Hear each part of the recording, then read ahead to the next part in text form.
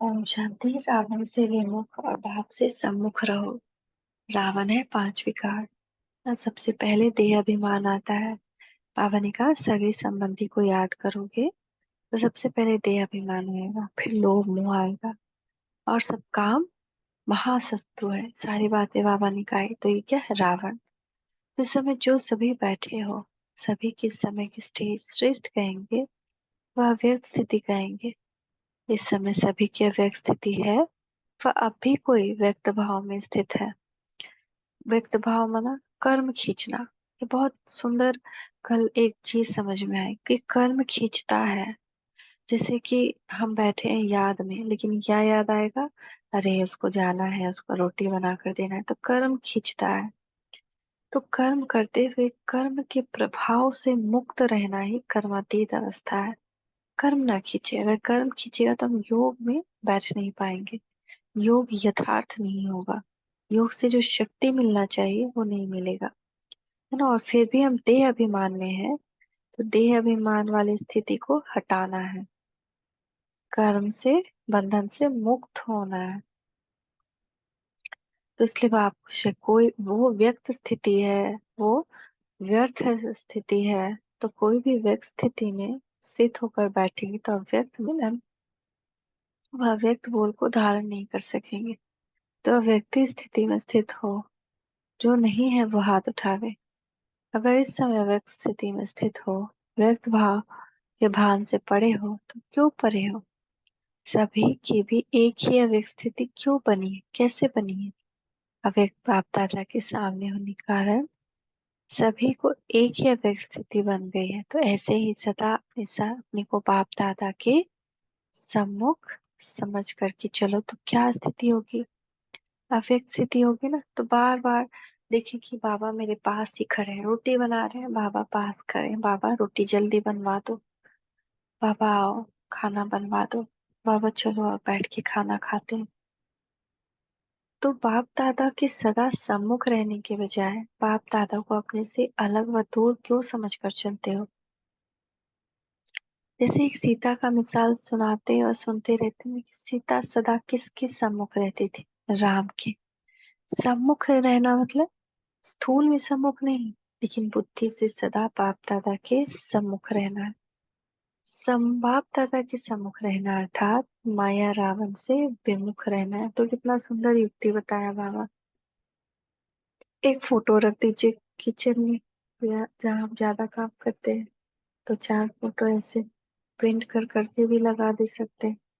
और हर बार अगर कोई आत्मा परेशान करे, बाबा अब तुम संभालो, है ना।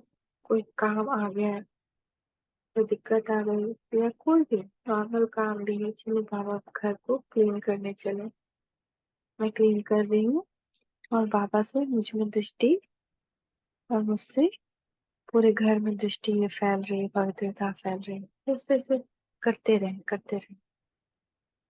तो बाबा बाप दादा के सदा सम्मुख रहने के बजाय बाप दादा को अपने से अलग व दूर क्यों समझ कर चलते हो? बाप दादा के सम्मुख रहना अर्थात रावण माया से विमुख रहना है। जब माया के सम्मुख हो जाते हो तो बाप से बुद्धि विमुख हो जाती है। तो अति प्यारे से प्यारा संबंध होता है ना, उससे स्वतः ही सम्मुख ही बैठना उठना खाना पीना चलना अर्थात सदा साथ का अनुभव होता है। तो हम भी ये साथ का अनुभव, आज भी बाबा ने क्या कहा कि बाप से पूरा पूरा योग लगाना है, अति मीठा बनना है ना। तो अति मीठा कैसे बनेगी? जब अगर बाप दादा सम्मुख है तभी तो माया विमुख है। पूरा योग लगाएंगे, ये भी बाबा ने आज कहा मुरली में।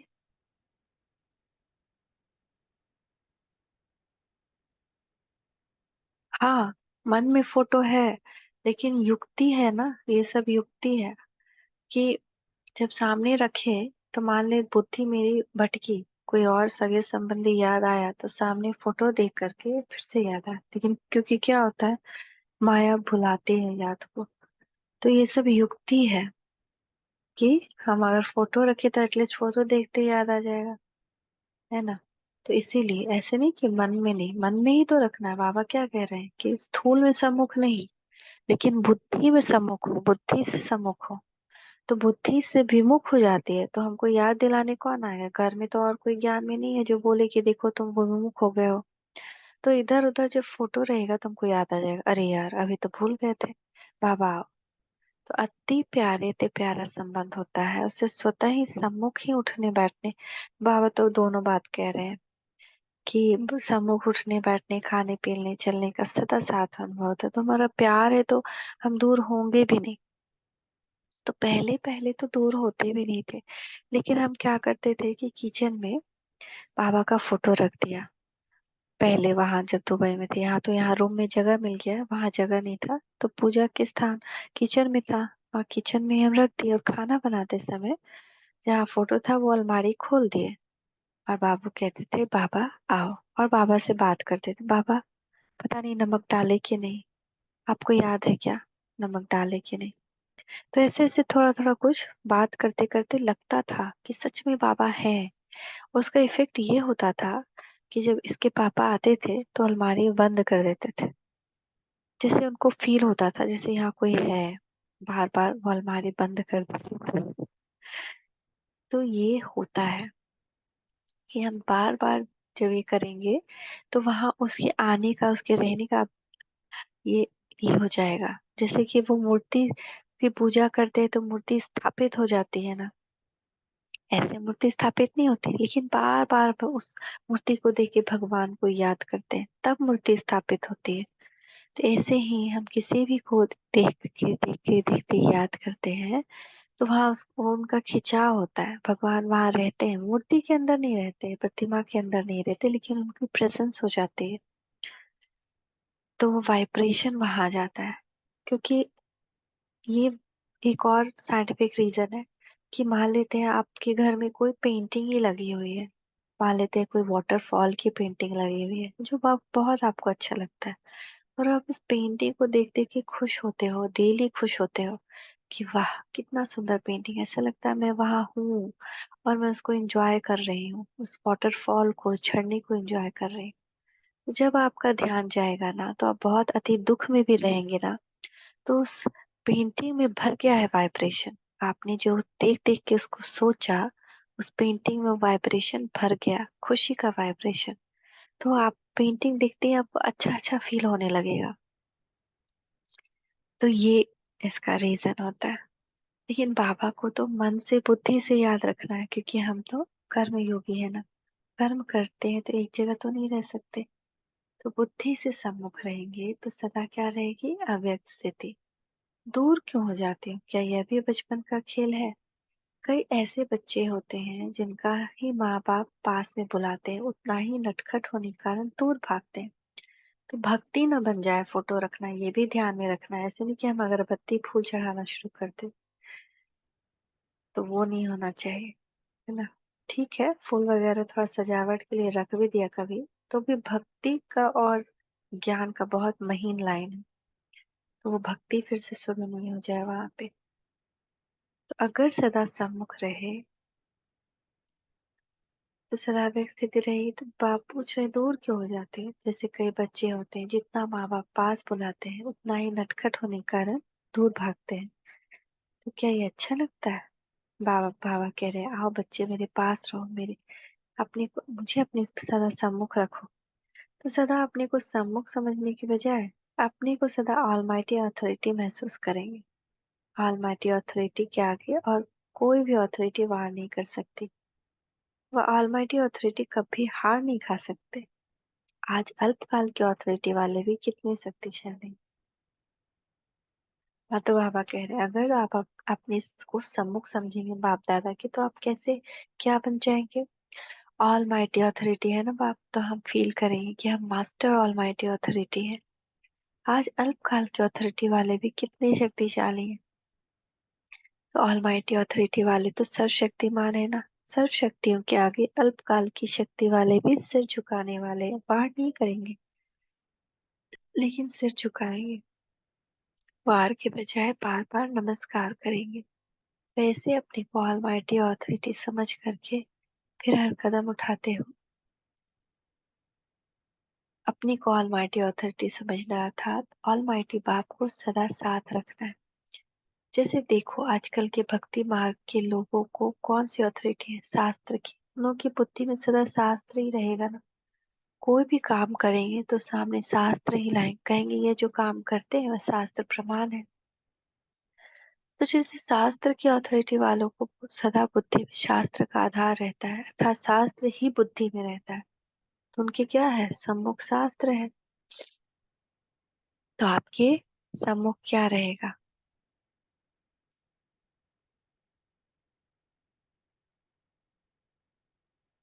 ऑलमाइटी बाप। तो वह जैसे वह कोई भी कार्य करते हैं तो शास्त्र के आधार होने के कारण अथॉरिटी से वही कर्म सत्य मानकर करते हैं। कितना भी आप मिटाने की कोशिश करो लेकिन अपना आधार छोड़ते नहीं। कोई भी बात में बार बार कहेंगे शास्त्र की अथॉरिटी से हम बोलते हैं। शास्त्र कभी झूठ हो न सके, जो शास्त्र में है वही सत्य है। इतना उनको विश्वास है, इतना अटल निश्चय है। ऐसे ही जो ऑलमाइटी बाप की अथॉरिटी है उसकी अथॉरिटी से सर्व कार्य हम करने वाले हैं, ये इतना अटल निश्चय हो जो कोई टाल ना सके। ऐसा अटल निश्चय है सदैव अपनी अथॉरिटी भी याद रहे कि दूसरे की अथॉरिटी को देखते हुए अपनी अथॉरिटी भूल जाते हो। कोई अपनी अथॉरिटी से आकर बात किया तो हम अपनी अथॉरिटी भूल गए, ऐसा तो नहीं होता है। सभी से श्रेष्ठ अथॉरिटी के आधार पर चलने वाले होना, अगर सदैव ये अथॉरिटी याद रखो तो पुरुषार्थ में कभी भी मुश्किल मार्ग का अनुभव नहीं करेंगे। कितना भी कोई बड़ा कार्य हो लेकिन ऑल माइटी अथॉरिटी के आधार से अति सहज अनुभव करेंगे, बहुत अनुभव करेंगे। कोई भी है काम टाइम पे देना है, निश्चिंत होकर के बाप दादों को सामने रख के करें, सफलता होनी ही है। मैं मास्टर ऑल माइटी अथॉरिटी हूँ, हो ही जाएगी। कोई भी कर्म करने के पहले अथॉरिटी को सामने रखने से बहुत सहज जज कर सकते हैं कि यह कर्म करे व ना करे। कभी कभी कोई कर्म को लेकर कंफ्यूजन होता है कि करे कि नहीं करे। सामने अथॉरिटी का आधार होने के कारण उनको कॉपी करना है। कॉपी करना तो सहज होता है, मुश्किल होता है, हाँ वरना। उसका जवाब अथॉरिटी को सामने रखने से ऑटोमेटिकली आपको आ जाएगा। जैसे आजकल साइंस ने भी ऐसी मशीनरी तैयार की है जो कोई भी क्वेश्चन डालो तो उसका उत्तर सहज ही मिल जाता है। मशीनरी द्वारा प्रश्न का उत्तर निकल जाता है तो दिमाग चलाने से छूट जाते हैं। तो ऐसे ही ऑलमाइटी अथॉरिटी को सामने रखने से जो भी प्रश्न करेंगे उनका उत्तर प्रैक्टिकल में आपको सहज ही मिल जाएगा। सहज मार्ग अनुभव होगा। ऐसे सहज और श्रेष्ठ आधार मिलते हुए भी अगर कोई उस आधार का लाभ नहीं उठाते तो उनको क्या कहेंगे? अपनी कमजोरी। तो कमजोर आत्मा बनने के बजाय शक्तिशाली आत्मा बनो और बनाओ। अपनी को ऑल माइटी अथॉरिटी समझने से तीन मुख्य बातें ऑटोमेटिकली अपनी आप ही धारण हो जाएंगी। कौन सी बातें? बुद्धि की ड्रिल करने से सुना हुआ ज्ञान दोहराते हो, यह भी अच्छा है, इससे भी शक्ति बढ़ती है। कोई भी अथॉरिटी वाले होते हैं, साधारण अथॉरिटी वालों में भी तीन बातें होती हैं। तीन बातें क्या होती है? एक निश्चय, दूसरा नशा और तीसरा निर्भयता। ये तीन बातें अथॉरिटी वाले रॉन्ग होते भी, अयथार्थ होते भी, कितना दृढ़ निश्चय बुद्धि होकर बोलते हुए चलते हैं। जितना ही निश्चय होगा उतना निर्भय होकर नशे में बोलते हैं। ऐसे ही देखो, जब आप भी सभी ऑलमाइटी अथॉरिटी हो, सभी से श्रेष्ठ अथॉरिटी वाले हो, तो कितना नशा चाहिए और कितना निश्चय से बोलना चाहिए, और फिर निर्भयता भी चाहिए। कोई भी किसी भी रीति से हार खिलाने की कोशिश करे लेकिन निर्भयता, निश्चय और नशे के आधार पर कभी भी हार खा सकेंगे नहीं, सदा विजयी होंगे। विजयी ना होने के कारण इन तीन बातों में से कोई न कमी है। निश्चय, नशा और निर्भयता, कोई न कोई न में कमी है। तभी हार होती है, तभी विजयी नहीं बन पाते हो। तो ये तीनों ही बातें अपने आप में देखो कि कहाँ तक हर कदम उठाने में यह बातें प्रैक्टिकल में है। एक होता है टोटल नॉलेज में, बाप में निश्चय, लेकिन कोई भी कर्म करते बोल बोलते ये तीनों ही क्वालिफिकेशन रहे, निश्चय, नशा और निर्भयता। और प्रैक्टिकल की बात दूसरी होती है, और जब ये तीनों बातें ही कर्म हर बोल में आ जाएंगी, तभी आपके हर बोल हर कर्म ऑलमाइटी ऑथोरिटी को प्रत्यक्ष करेंगे। अभी तो साधारण समझते हैं, इन्हों की ऑथोरिटी स्वयं ऑलमाइटी बाप है। यह नहीं अनुभव करते हैं, यह अनुभव तब करेंगे जब एक सेकेंड भी ऑथोरिटी को छोड़ करके कोई भी कर्म नहीं करेंगे, वह बोल नहीं बोलेंगे। ऑथोरिटी से उतरकर न कर्म करना है न बोल बोलना। मैं मास्टर ऑलमाइटी ऑथोरिटी इस समान को लेकर ही कर्म करें या बोल बोले, किससे बात करें। ऑथोरिटी को बोलने से साधारण कर्म हो जाते हैं, तो अन्य लोगों को भी साधारण, जैसे अन्य लोग थोड़ा बहुत कर रहे हैं वैसे ही अनुभव होता है। तो आते भी रिजल्ट में क्या आते हैं, आप लोगों की विशेषता को वर्णन करते हुए साथ में विशेषता के साथ साधारणता भी जरूर वर्णन करते हैं। और संस्था में भी कैसे हैं वैसे हैं कह रहे हैं, वैसे यह भी कर रहे हैं, तो साधारणता हुई ना। एक दो बात विशेष लगती है, लेकिन हर कर्म हर बोल विशेष लगे, जो और कोई से तुलना ना कर सके, वह स्टेज तो नहीं आई है ना। ऑलमाइटी की कोई भी एक्टिविटी साधारण कैसे हो सकती है। परमात्मा की अथॉरिटी और आत्माओं की अथॉरिटी में तो रात दिन का फर्क होना चाहिए। ऐसे अपने आप में अर्थात अपने बोल और कर्म में अन्य आत्माओं से रात दिन का अंतर महसूस करते हो। रात दिन का अंतर इतना होना होता है जो कोई को समझाने की आवश्यकता नहीं होती कि यह अंतर है। ऑटोमेटिकली समझ जाएंगे कि यह रात है, यह दिन है। तो आप भी कि ऑलमाइटी अथॉरिटी के आधार पर हर कर्म करने वाले हो, हर डायरेक्शन प्रमाण चलने वाले हो, तो अंतर रात दिन का दिखाई देना चाहिए। ऐसे अंतर हो जाने से ही समझ लें कि कोई साधारण स्थान नहीं, इन्हों की नॉलेज साधारण नहीं। ऐसे जब प्रभाव पड़े तब समझो अपनी ऑथोरिटी को प्रत्यक्ष कर रहे हैं। जैसे शास्त्रवादियों के बोल दिखाई देते हैं कि इन्हों के शास्त्र की ऑथोरिटी है, वैसे आपके हर बोल की से ऑथोरिटी प्रसिद्ध होनी चाहिए। फाइनल स्टेज तो यही है ना, बोल से, चेहरे से, चलन से, सभी से ऑथोरिटी का मालूम पड़ना चाहिए। आजकल के जमाने में अगर छोटी मोटी ऑथोरिटी वाले ऑफिसर अपना कर्तव्य में जब होते हैं, तो कितना ऑथोरिटी का कर्म दिखाई देता है, नशा रहता है ना। उसी नशे से हर कर्म करते हैं, तो वे हद के शास्त्रों की ऑथोरिटी है, और यह है अलौकिक अविनाशी अथॉरिटी। तो बाप दादा कह रहे हैं, ऐसे अथॉरिटी बाप को सम्मुख रख अथॉरिटी से चलने वाली आत्माओं को नमस्ते। तो हम आत्माओं और मास्टर ऑल माइटी अथॉरिटी आत्माओं का ऑल माइटी अथॉरिटी बाप को याद प्यार नमस्ते। शुक्रिया बाबा, शुक्रिया। नमस्ते बाबा, नमस्ते। ओम शांति, ओम शांति, ओम शांति।